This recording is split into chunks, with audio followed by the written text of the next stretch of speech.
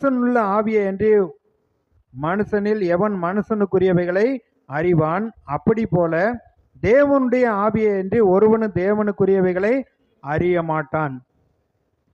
அப்ப மனுஷனுடைய ஆவிங்கிறப்ப நம்மளுக்கு வரக்கூடிய சந்தோஷம், மகிழ்ச்சி, வியாதி, பலவீனம், கஷ்டம், மன வருத்தம், துன்பம், இது எல்லாமே அடுத்தவர்களுக்கு வர்றப்ப அதை புரிந்து கொள்ள முடிகிறது. அப்ப தேவனுடைய ஆவியானவர் இருக்கிறப்ப தான் தேவனுடைய நோக்கத்தையும் சித்தத்தையும் நம்ம நன்றாக புரிந்து கொள்ள முடியும். அவைகளை நாங்கள் அடுத்து என்னது, நாங்களோ உலகத்தின் ஆவியை பெறாமல் தேவனால் எங்களுக்கு அருளப்பட்டவைகளை அறியும்படிக்கு தேவனிடத்திலிருந்து புறப்படுகிற ஆவியை பெற்றிருக்கிறோம்.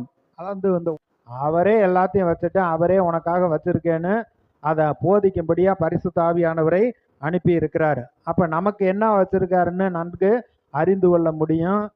ஆவியானவர் நம்மை போதித்து நடத்துவார்.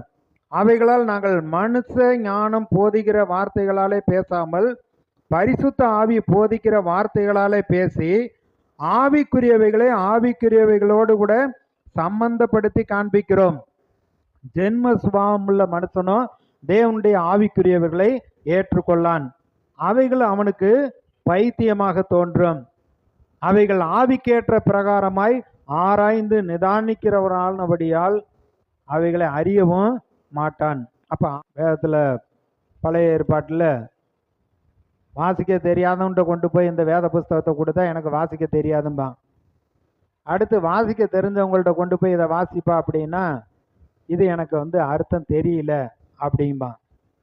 ஆனா ஆவியானவர் வந்து எல்லாவற்றையும் நமக்கு வந்து அவர் போதித்து நம்மை நடத்துகிறவராக இருக்கிறார். ஆவிக்குரியவர்கள் படித்தவர்களாக இருந்தும் படிக்காதவர்களாக இருந்தாலும் கடவுளுடைய சித்தத்தையும் நோக்கத்தையும் ஒருவர் வார்த்தையை எடுத்து பிரசங்கம் பண்றப்ப அது நன்கு அவர்களுக்கு புரியும்.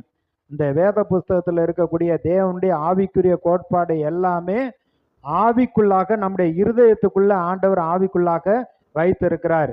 எது தப்பு ரைட்டுன்னு அதை சோதித்து பார்த்து தெரிந்து கொள்ளக்கூடிய அந்த ஆற்றலையும் நமக்கு உள்ளே வைத்திருக்கிறார். எனக்கு ஒண்ணுமே படிக்க தெரியாதுங்க, எப்படிங்க அவருடைய சித்தத்தை அறிந்து கொள்ளணும்? அவர் மனசாட்சியிலே இந்த சித்தத்தை குறித்து அவர் நம்மை பேசி வழி நடத்துகிறவராய் இருக்கிறார். 15 வசனம் பாருங்க. ஆவிக்குரியவன் எல்லாவற்றையும் ஆராய்ந்து நிதானிக்கிறான், ஆனாலும் அவன் மற்றொருவனாலும் ஆராய்ந்து நிதானிக்கப்படான்.